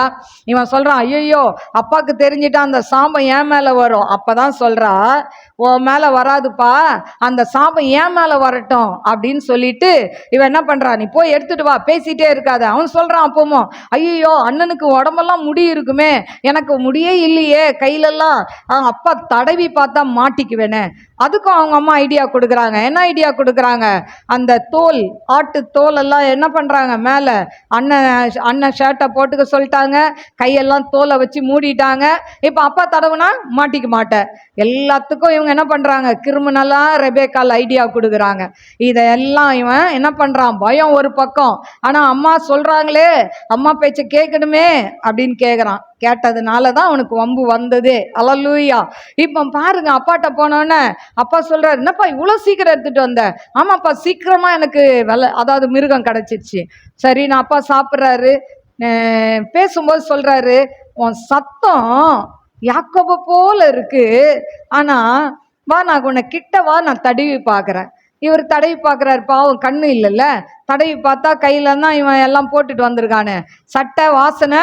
இப்போ எல்லாருக்கும் ஒரு வாசனை இருக்கும்ல, ஒவ்வொருத்தர் சென்ட் அடித்தா ஒவ்வொருத்தர் சென்ட்டை வச்சே கண்டுபிடிச்சிடுவாங்க, இவங்க வராங்க அவங்க வராங்கன்னு. இல்லைன்னா அந்த வேர்வை ஸ்மெல் தெரியும், ஓ இது இவங்களுது, சட்டையை பார்க்கணும், அப்படி மோந்து பார்த்தா தெரியும் யார் ஸ்மெல்லுன்னு. அப்போ இவர் சொல்கிறாரு, வாசனை என் மூத்த மகன் மாதிரி இருக்குது, ஆனால் நீ பேசுறது இளைய பையன் மாதிரி இருக்குதேப்பான்றார். இல்லைப்பா நான் தான்ப்பா. உடனே ஆசீர்வாதம் பண்ணி சாப்பிட்டுட்டு வயிறார சாப்பிட்டு ஆசீர்வாதம் பண்ணிடுறார். இவர் யாக்கோபு எல்லா ஆசீர்வாதத்தையும் வாங்கிட்டாரு. அல்லேலூயா. இன்னைக்கு யாக்கோபு ஏசா எல்லா வீடுகள்லையும் இருக்கிறீங்க. அதனால ஏமாத்தி வாங்காதீங்க, சாபம். இப்போ பாருங்க, வாங்கிட்ட உடனே இவன் ஜாலியா போயிட்டான். இவன் பாவம் வேத்து விறுவிறுத்து வந்து இவன் சமைச்சு கொண்டு வந்து அப்பாட்ட கொடுக்கலாம். அப்பா எடுத்துட்டு வந்தேன், சாப்பிட்டேனே, ஆசீர்வதிங்க. நீ யாருப்பா அப்படின்னு அப்பா கேட்குறாரு. ஐயோ நான் தான்ப்பா ஏசா, ஐயோ இப்பதானப்பா நான் சாப்பிட்டு ஆசீர்வாதம் பண்ணேன். உடனே வந்தது கோபம் ஏசாக்கு. இவன் பாரு என் சேஷ்டபுத்திர பாகத்தையும் வாங்கிக்கிட்டான், இப்போ வந்து ஆசீர்வாதத்தெல்லாம் வாங்கிக்கிட்டானே, எனக்கு ஒரு ஆசீர்வாதம் கூட இல்லையான்னு அவன் அழ ஆரம்பிச்சிட்டான். ஆனா அப்புறம் சொல்றான், இருடா இரு, அப்பா சாவட்டவனை தீர்த்து கட்டுறேன் அப்படின்னு. ஏன்னா இவர் வயசாகி போச்சு, அதனால அப்பா மனசு கஷ்டப்படாம பூமியில இறங்கிடணுமே அப்படின்ட்டு அப்பா போன உடனே உன்னை கவனிச்சுக்கிறேன். இன்னைக்கு நிறைய பேர் அப்படிதான் டைலாக் விடுவோம்ல, அப்பா இருந்தா பெட்டி பாம்பு மாதிரி இருக்கும் சிலதெல்லாம். அப்பா தலை அப்படி இல்லை அப்படின்னா ஜாலியா ஆடுவாங்க, ஹல்லேலூயா. ஏன்னா அம்மாவுக்கு பயப்படாதுங்க பிள்ளைங்க. ஆனா அதே மாதிரி இவன் சொல்றான், அப்பா போட்டான், அப்பா மண்டையை போட்டவனை பொழந்துடுறேன் அப்படின்றான். உடனே பாக்குறாங்க, அப்பாக்கும் அம்மாக்கும் 2 பிள்ளைங்களையும் இழக்கிறதுக்கு அவங்களுக்கு என்ன இல்லை, ஆசை இல்லை. ஐயோ என் பையனை இவன் கொன்னுருவானேன்னு பயந்து அவங்க தம்பி வீட்டுக்கு அனுப்பிடுறாங்க, லாபான் வீட்டுக்கு அனுப்பிடுறாங்க, மாமா வீட்டுக்கு. இப்ப மாமா வீட்டுக்கு போனவன் அங்க அடிமையா வேலை செய்யறான், ஹல்லேலூயா. அப்போ எனக்கு அருமையான தேவ பிள்ளைகளே, இவன் அப்படி போகும்போது ஆண்டவர் ஒரு வாக்கு தத்தத்தை கொடுக்கிறார். வாசிப்போமா? ஆதியாகமம் 28:15. நான் உன்னோட இருந்து நான் உன்னோட கூட இருந்து நீ போகிற இடத்திலெல்லாம் உன்னை காத்து இந்த தேசத்துக்கு உன்னை திருப்பி வர பண்ணுவேன். பாருங்க, ஆண்டவர் வந்து வீட்டை விட்டு போகும்போது ஒரு வாக்கு தத்தம் கொடுக்கிறார். என்னைக்குமே கும்பலோட இருக்கும்போது ஆண்டவர் பேச மாட்டார். அல்லேலூயா. ஆண்டவர் எப்படி பேசுவார் தெரியுமா? தனிமையில் நீ ஆண்டர்கிட்ட வரும்போது பேசுவார். அல்லேலூயா. அவங்க அம்மா கூட இருந்தான், அவங்க அப்பா கூட இருந்தான், அவங்க அண்ணன் கூட இருந்தான், அப்பெல்லாம் ஆண்டவர் பேசினாரா? பேசல. இப்ப பேசுறார். ஏன்னா இவன் வனாந்தரத்துல வரான், தன்னந்தனிமையா வரான், கல் எடுத்து தலையில வச்சுக்கிட்டு, கீழே தலைக்கு கீழே தலகாணி கூட இல்லை அவருக்கு, பிள்ளை கூட கிடைக்கல, சொகுசா பெட்டு கிடைக்கல, வெட்டாந்தரையில கல்லு கரடு முரடான அந்த மண் தரையில படுத்துக்கிட்டு ஒரு தலைக்கு ஒரு கல்லை வச்சுட்டு படுத்துட்டு இருக்கான். அப்பதான் அவன் ஒரு சொப்பனம் பார்க்கறான். என்ன சொப்பனம்? ஒரு ஏணி, வானத்துக்கும் பூமிக்கும் ஒரு ஏணி இருக்கு. அந்த ஏணியில பாத்தீங்கன்னா தூதர்கள் ஏறி இறங்குகிறதை அவன் கண்கள் பார்க்கிறது. தூதர்கள் ஏறி இறங்குறாங்க அந்த ஏணியில. இறங்கி அப்பதான் ஆண்டவர் வந்து அவனோட பேசுறாரு. அந்த 15ஆம் வசனத்துல, நான் உன்னோட இருந்து நான் திரும்ப இந்த தேசத்துக்கு உனக்கு கொண்டு வருவேன் அப்படின்னு சொல்றார். சரின்னு அவனுக்கு சந்தோஷம். பரவாயில்ல, நம்ம இப்ப போனாலும் திரும்ப நம்ம தேசத்துக்கு வரலாம் அப்படின்ட்டு நினைக்கிறான். அடுத்து ஆண்டவர் ஆதியாகமம் 31:3. ஆதியாகமம் 31:3. கர்த்தர் யாக்கோபை நோக்கி, உன் பிதாக்களுடைய தேசத்திற்கும் உன் இனத்தாரிடத்திற்கும் நீ திரும்பி போ, நான் உன்னோட கூட இருப்பேன் என்றார். பாருங்க, உன் தேசத்துக்கு திரும்பி போனார். இதுதான் அவனுக்கு வந்த சோதனை. ஹல்லேலூயா. முதல் வந்து வாக்குத்தத்தம் கொடுக்கும்போது சந்தோஷமா இருந்தான். மாமா வீட்டுக்கு வந்தான், அங்க வந்து என்ன பண்ணான், இவன் ஏமாத்தினான்ல, அதனால அவரும் இந்த பொண்ணை தரேன் அந்த பொண்ணை தரேன்னு 7 வருஷம் வேலை வாங்கிட்டார். அப்புறமா என்ன பண்ணிட்டாரு, வேலை செய்யறதுலயும் 10 முறை சம்பளத்தை மாத்தி மாத்தி பண்ணி அதுலயும் என்ன பண்ணிட்டாரு, ஏமாத்திட்டார். இப்ப எல்லாம் ஏமாந்து போய் இருக்கிறான். இவனுக்கு மனசு கஷ்டமா இருக்கு. அந்த நேரத்துல ஆண்டவர் சொல்றாரு, ஏப்பா உன் வேலை வந்துருச்சு, புறப்படு, நான் உன் தேசத்துக்கு உன்னை கொண்டு போறேன் அப்படின்ட்டார். இதுதான் அவனுக்கு வந்த சோதனை. ஏன் தெரியுமா? ஏன் அவனுக்கு சோதனை? அவன் இங்க இப்போ அவங்க ஊருக்கு வரணும்னா, தேசத்துக்கு வரணும்னா யாரை சந்திக்கணும்? அவங்க அண்ணன் ஏசாவை சந்திக்கணும். இதனால இப்போ அவனுக்கு பயம் பிடிச்சிக்கிச்சு. ஐயோ நம்ம அந்த ஊருக்கு போனா, தேசத்துக்கு போனா நம்மளை ஒரே வெட்டிடுவானே அண்ணன் அப்படின்னு சொல்லி பயந்து நடுங்கி அவன் என்ன பண்றான்? 32:22. ராத்திரியில் எழுந்திருந்து தன் 2 மனைவிகளையும் தன் 2 பணிவிடைக்காரிகளையும் தன்னுடைய 11 குமாரரையும் கூட்டிக் கொண்டு யாப்போக்கு என்கிற ஆற்றின் துறையை கடந்தான். பாருங்க, இப்ப நம்ம எல்லாருக்கும் தெரியும் இந்த இது ஆதியாகமம் 32:22 32 வரைக்கும் நீங்க வீட்டுல படிச்சுக்கோங்க. இப்போ இந்த யாக்கோபு பரிவாரங்களோட வரான், கோலும் கையுமா போறான். அவன் திரும்பி வரும்போது பரிவாரங்களோடு வரான். என்ன பரிவாரங்கள்? மனைவி, மறுமனையாட்டி, 2 மனைவி, மறுமனையாட்டி, பிள்ளைகள் எல்லாரையும், ஆடு மாடு எல்லாத்தையும் கூட்டிட்டு வரான். ஒரு அப்படியே திரள் சேனையா வரான். இப்படி வரும்போது இவ்வளோ பேர் இருக்கு, ஏன் பயம்? ஆனா பயம் என்ன பயம்? அண்ணன் எதிர வந்தானா, அதுவும் சொல்றாங்க 400 பேர் கூட உங்க அண்ணன் வரான் அப்படின்ட்டாங்க. இவனுக்கு இன்னும் பயம். ஐயோ 400 பேரை கூப்பிட்டு வரானே, நம்மளை கொன்னுருவானே அப்படின்னு பயந்து யாப்போக்கு என்கிற நதிக்கு பக்கத்துல வரும்போது எல்லாரையும் அந்த நதிக்கு அப்புறமா என்ன பண்ணிட்டான்? அப்புறப்படுத்திட்டான். எல்லாரும் போ, நீ வேணாம், தான் நேசித்த அதாவது ராகேல கூட நீயும் வேணாம் போ அப்படின்ட்டான். ஏன்னு சொன்னா எல்லாத்தையும் அப்புறப்படுத்திட்டான். எனக்கு அருமையான தேவ பிள்ளைகளை, ஆண்டர் நம்மோடு பேசணும்னா தனிமையா ஆண்டர்கிட்ட வரணும். அல்லேலூயா. தனியா இருக்கும்போது தான் பேசுவார். நீ எல்லாரு கூடயும் மிங்கிளாக இருக்கும்போது, எல்லாரு கூடயும் சேர்ந்து அரட்டை அடிச்சிட்டு இருக்கும்போது உன் கூட பேச மாட்டார். நீ என்னைக்கு தனியாக தேவ சமூகத்தில் முழங்கால் படிட்டு ஏசுவேன்னு கதறி கூப்பிடுறியோ அன்னைக்கு உன் கூட பேசுவார். இப்போ பாருங்க, இந்த நேரத்தில் பார்த்தீங்கன்னா அவன் தன்னந்தனிமையாக இருக்கிறான், எல்லாத்தையும் அனுப்பிட்டான். அப்போ என்ன பண்ணுறான்? அவன் ஜெபிக்க ஆரம்பிக்கிறான். ஹல்லேலூயா. ஆண்டவர்கிட்ட கேட்குறான், என்னை ஆசீர்வதித்தால் ஒழிய உம்மை விட மாட்டேன். ஹல்லேலூயா. அப்போ இன்னைக்கு நம்ம என்ன கேட்கணும்? ஆண்டவர் சத்தத்தை கேட்க விரும்புகிறவங்க, ஏசப்பா நீங்கள் என் கூட பேசலைன்னா உண்மை விட மாட்டேன் அப்படி சொன்னால் போதுமா? பேசலைன்னா விட மாட்டேன் அப்படின்னா நம்ம என்ன செய்யணும்? ஆண்டவருக்கு பிரியமாக நடக்கணும். அல்லேலூயா. அவர் வழியில் நடக்கணும். அவர் வழியில் நடக்காம வலது பக்கம் இடது பக்கம் இப்படியும் அப்படியும் போனால் ஆண்டவர் பேச மாட்டார். நேர் வழியில் ஆண்டவரை நோக்கி, ஏசப்பா என் கூட பேசுங்க, என் கூட பேசுங்க. நம்ம சிந்தை எப்பவும் அவர் மேலே நோக்கமாக இருந்து பேச சொல்லி கேட்டு ஆண்டவர் சமூகத்தில் காத்திருக்கணும். காத்திருந்தால் தான் பேசுவார். அல்லேலூயா. இன்னைக்கு பாருங்க, நம்ம ஜெபம் பண்ணுறோம். எத்தனை பேர் ஜெபம் பண்ணிட்டு ஒரு அட்லீஸ்ட் ஒரு 1/4 மணி நேரம், 1/4 மணி நேரம்லாம் வேணாம், 5 நிமிஷமாவது ஆமேன் போட்ட பிறகு நம்ம உட்காருவோம். யோசித்து பாருங்க. ஆமேன் என் ஆத்துமாவே கர்த்தரை ஸ்தோத்திரி அப்படின்னா நம்ம சர்ச்சில் ஆமேன் போட முன்னால வாசலில் நிற்போம். அதே மாதிரி ப்ரேயர் டைமில் ஆமேன் போட்டோன்னு ஐயோ சோறாக்கல, என் பிள்ளை வந்துடுவான், ஐயோ எங்கள் வீட்டுக்கார் வந்துடுவார், உடனே கிச்சனை நோக்கி ஓடி போயிடுவோம். இல்லைனா எந்த வேலையை விட்டு வந்தோமோ அந்த வேலையை செய்கிறதுக்கு நம்ம மூளை என்ன பண்ணோம்? காலு நேரம் ஓடும். அல்லேலூயா.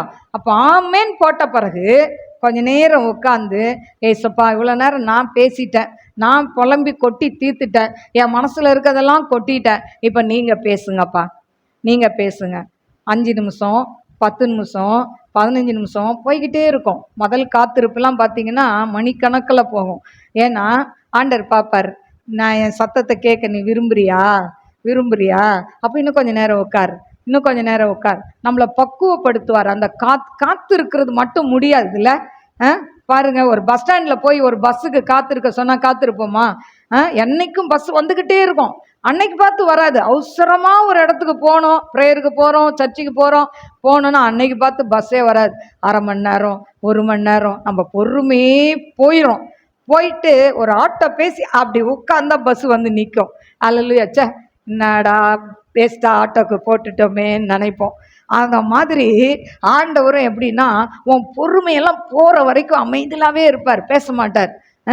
நீ காத்திருக்கணும். ஆண்டவரே பேசுங்கப்பா. நீ தூங்கி வலிஞ்சிருவ. அவர் பேசவே மாட்டார். ஒரு நாள் போவோம், அடுத்த நாள் வந்து திரும்ப ஆண்டவரே பேசுங்கப்பா பேச மாட்டார். இப்படியே காத்திருந்து நம்ம இருதயத்தை பக்குவப்படுத்தி ஒரு நாள் பேசுவார். என்ன பேசுவார்? ஒரு நாள் கூப்பிடுவார். நம்ம இங்கே இருக்கிற பேரெல்லாம் சொன்னால் ஏன் பேரை சொல்லலைன்னுவாங்க. சரி, ஒரு நாள் சொல்லுவார், ஜோஸ்வா, எலைஜா அப்படின்னு கூப்பிடுவார். ஹல்லேலூயா. அப்படி கூப்பிட்டோன்னே சாமுவேலை கூப்பிட்டோன்னே என்ன சொன்னான்? ஆண்டவரே தோ இருக்கிறேன் அடியேன் அப்படின்னு ஒப்பு கொடுத்தார்ல. அத மாதிரி ஆண்டவர் நம்மளோட பேசுவார், எல்லாரோடையும் பேசுவார். ஆனால் மெல்லிய சத்தத்தின் மூலம் பேசுவார். அது எங்கேருந்து வரும்? நம்ம ஹார்ட்ல இருந்து ஒருத்தர் பேசிக்கிட்டே இருக்கார். யார் தெரியுமா? அவர் தான் பரிசுத்த ஆவியானவர். பரிசுத்த ஆவியான நமக்குள்ள இருந்து வாக்கு கடங்கா பெருமூச்சுகளோடு அவர் நமக்காய் வேண்டுதல் செய்வார், நமக்காய் பரிந்து பேசுவார், பாவத்தை குறித்து நீதியை குறித்து கண்டித்து உணர்த்துவார். அவர் நமக்குள்ள இருக்கிறார். அப்போ நம்ம இருதயத்துக்குள்ள இருந்து ஒருத்தர் பேசிக்கிட்டே இருக்கிறார். நம்ம தப்பு செய்யும் போது நீங்க டக்குன்னு ஒரு பொய் சொல்றீங்கன்னு வச்சுக்கோங்களேன். ஏய் பொய் சொல்றல்ல, அந்த ஆண்டி கிட்ட பொய் தானே புழுகுற அப்படின்னு உள்ள இருந்து என்ன வரும்? ஒரு சத்தம் வரும். நம்ம அதையும் தொடச்சி போட்டுக்குவோம். அதெல்லாம் ஆண்டி அப்புறம் பார்த்துக்கலாம் அப்படின்னு தொடச்சி போட்டு இப்போ சொன்னால் அவங்க கத்துவாங்க. எதுக்கு ஆனால் அப்புறம் சொல்லிக்கலாம் பொறுமையா. அப்போ ஆவியானவர் பேசுனா கூட நம்ம தொடச்சி போட்டு அதை மூடிட்டு ஒரு பொய் சொல்கிறோம்ல. எனக்கு அருமையான தெய்வ பிள்ளைகளே, அதனால் ஆண்டவர் நிச்சயமாக பேசுவார். யார் கூடலாம் ஆண்டர் பேசணும்னு நினைக்கிறீங்களோ தேவ சமூகத்துல காத்துருங்க, கர்த்தர் நிச்சயமாய் பேசுவார். இப்போ பாருங்க, இந்த யாக்கோபு போராடி ஜெபிக்கிறான், முழுவதும் ஜெபிக்கிறான், தூக்கமே இல்லை, ராத்திரி ஃபுல்லா ஜெபிக்கிறான், விடிய விடிய ஜெபிக்கிறான். ஆண்டவர் சொல்றாரு, எப்பா பொழுது விடியுது, நான் போகட்டும், உனக்கு தான் வேலை இல்லை. நம்ம கூட சில நேரம் பேய் ஓட்டணும் இப்படிதான் ஓட்டுறோம், விடிய விடிய ஓட்டுவோம், உட்காந்து ஓட்டுவோம். ஆனா கடைசியில ஜெயம் நமக்கு தான் வச்சுக்கோங்களேன். அதே போல இப்போ இவன் ஆண்டவரை விடமாட்டான், பிடிச்சிக்கிட்டான் காலை. ஆண்டவரே விடமாட்டேன்பா, நீங்க என்ன ஆசீர்வதிக்கிறீங்களா இல்லையா? அப்போ ஆண்டவர் சொல்றாரு, உன் பேர் என்னப்பா அப்படின்னு கேட்கிறாரு. அவங்க அப்பா கேட்கும் போது என்ன சொன்னா, என் பேர் ஏசான்னா. ஆனா இப்ப சொல்றான், என் பேர் யாக்கோபு. அல்லேலூயா. ஆண்டவர் சொல்ற, இனிமே யாக்கோபு கிடையாதுப்பா, நீ எத்தனை இருக்க வேணாம்ப்பா, நான் உன்னை இஸ்ரவேலாய் மாத்துறேன்னு சொல்லிட்டாரு. அல்லேலூயா. பாருங்க, அவன் தான் இஸ்ரவேல் எல்லாருக்கும் தகப்பன். அல்லேலூயா. அவனை இஸ்ரவேலாய் மாற்றினார். அல்லேலூயா. எனக்கு அருமையான தேவ பிள்ளைகளை, எத்தனாய் இருந்த யாக்கோபை இஸ்ரவேலாய் ஆண்டவர் மாற்றி அவனை ஆசீர்வதித்தார். அவன் உயிரோடு இருக்கும்போது வந்த பரிவாரங்களோட அவன் செத்தப்ப நிறைய பரிவாரங்களோட போனான். பெரிய பெரிய பிரபுக்கள், பெரிய பெரிய அதிகாரிகள்லாம் என்ன பண்ணாங்க, அவன் சாவுல கூட போனாங்க. அல்லேலூயா. எனக்கு அருமையான தெய்வ பிள்ளைகளே, இப்போ ஆண்டவர் இவனை ஆசீர்வதித்தது மட்டுமில்லை, இவன் என்ன பண்ணான், அந்த இதுல இருந்து வெளியே வர்றதுக்கு ஜெபம் பண்ணான். அப்ப இன்னைக்கு நம்மளை விடுவிக்கணும்னா நம்ம ஜெபத்தை விடக்கூடாது. என்னதான் நடந்தாலும் நம்ம ஜெபிக்கணும். அல்லேலூயா. அடுத்தது பாத்தீங்கன்னா, இப்போ எனக்கு அருமையான தேவ பிள்ளைகளே, தேவன் நம்மளை சோதிக்கிறவரான்னு கேட்டா சோதிப்பார், ஆனா பொல்லாங்கனால சோதிக்க மாட்டார். சிலர் சொல்லுவார், அவங்கள ஆண்டவரை அடிங்க, உதைங்க, குத்துங்க அப்படின்னு நம்ம கமெண்ட் பண்ணுவோம். நம்ம சொல்றதெல்லாம் ஆண்டவர் கேட்டுட்டா அப்புறம் ஆண்டவர் எதுக்குங்க? அல்லேலூயா. கேட்க மாட்டார். நீ பாட்டுக்கு பைத்திய மாதிரி பேசு. அந்த யோபு சொன்ன மாதிரி சொல்லுவார், பைத்தியக்காரி பேசுகிற மாதிரி பேசுறிய, நான் உங்கள் வீட்டுக்கார அடித்தா நீ தானே கஷ்டப்படணும், நீ தானே அப்புறமா பாடு பார்க்கணும். ஆனால் நம்ம அம்மாமார்களுக்கெல்லாம் கோவம், சகோதரிகளுக்கு கோவம் வந்துடும். இந்த மனுஷன் சொல்கிறத ஒன்றை கூட கேட்க மாட்டார், போகிற வழியிலே எதனா ஆகணும். அப்படிலாம் ஜெபம் பண்ணாதீங்க தயவுசெய்து. அப்படி பண்ணிங்கன்னா அந்த ஜெபத்தை ஆண்டவர் கொஞ்சம் கேட்டுட்டாருன்னா உங்கள் பாடு திண்டாட்டம் ஆயிரும். அல்லேலூயா. அதனால் அப்படி ஜெபிக்காதீங்க, ஆண்டவரே ரட்சிங்கன்னு ஜெபிங்க, அது போதும். அல்லேலூயா. இப்போ பார்த்தீங்கன்னா இந்த சோதனை ஏன் வருது? யாக்கோபு 1:13-15 வாசிப்போமா? யாக்கோபு 1:13-15. சோதிக்கப்படுகிற எவனும் நான் தேவனால் சோதிக்கப்படுகிறேன் என்று சொல்லாதிருப்பானாக. தேவன் பொல்லாங்கினால் சோதிக்கப்படுகிறவர் அல்ல, ஒருவனையும் அவர் சோதிக்கிறவரும் அல்ல. அவனவன் தன் சுய இச்சையினாலே இழுக்கப்பட்டு சிக்குண்டு சோதிக்கப்படுகிறான். பின்பு இச்சையானது கர்ப்பம் தரித்து பாவத்தை பிறப்பிக்கும், பாவம் பூரணமாகும் போது மரணத்தை பிறப்பிக்கும். இப்ப பாருங்க, சோதனையை, அதாவது சோதிக்கப்படுகிறவனும் நான் தேவனால் சோதிக்கப்படுறேன்னு சொல்லாதன்றாரு. அல்லேலூயா. அவர் பொல்லாங்கல சோதிக்கிறவர் அல்ல, அவனவன் தன் சுய இச்சையின்படி சிக்குண்டு அவன் என்ன பண்றான், இழுக்கப்பட்டு சிக்குண்டு சோதிக்கப்படுறான். அப்ப நம்மளால தான் நம்ம சோதிக்கப்படுறோம், நம்ம செய்யற தவறுகள், நம்ம செய்யற மீறுதல்கள், இதனால தான் நம்ம என்ன பண்றோம், சோதிக்கப்படுறோம்.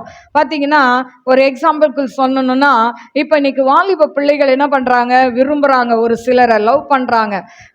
லவ் பண்ணும்போது பாத்தீங்கன்னா அந்த பையனை தான் கல்யாணம் பண்ணுவேன் அப்படின்னு சொல்றாங்க, ஆனா அந்த பொண்ணை தான் கல்யாணம் பண்ணுவேன்னு சொல்றாங்க. ஆனா கடைசியில எவ்வளோ சொல்லி கேட்காம அதே பொண்ணை இல்லை அதே பையனை திருமணம் செய்து அவங்க போனா கூட கடைசியில் அவங்க கண்ணீர் வடிக்கிறத நாங்கள் பார்க்குறோம். நிறைய பிள்ளைங்க அட்வைஸை கேட்காம போன பிள்ளைகள் நிறைய பேர் கண்ணீர் வடிக்கிறாங்க. ஏன்னா குழந்தை பிறந்த பிறகு, குழந்தை பிறக்கிற வரைக்கும் இல்லை கல்யாணம் ஆகுற வரைக்கும் அன்பா இருக்கிறது போல நடிச்சு, அதுக்கப்புறமா இந்த பிள்ளைகளுடைய பொருள்களை அபகரித்து, இவங்க போடுற நகைகளை அபகரித்து, இப்படியெல்லாம் சின்ன பின்னமாய் சித்திரவதைப்படுத்துகிறதை பார்க்கிறோம். எனக்கு அருமையான தேவ பிள்ளைகளை, அப்போ இந்த சோதனை வந்தது ஆண்டவரா? இல்லையே. யார் கொடுத்த சோதனை?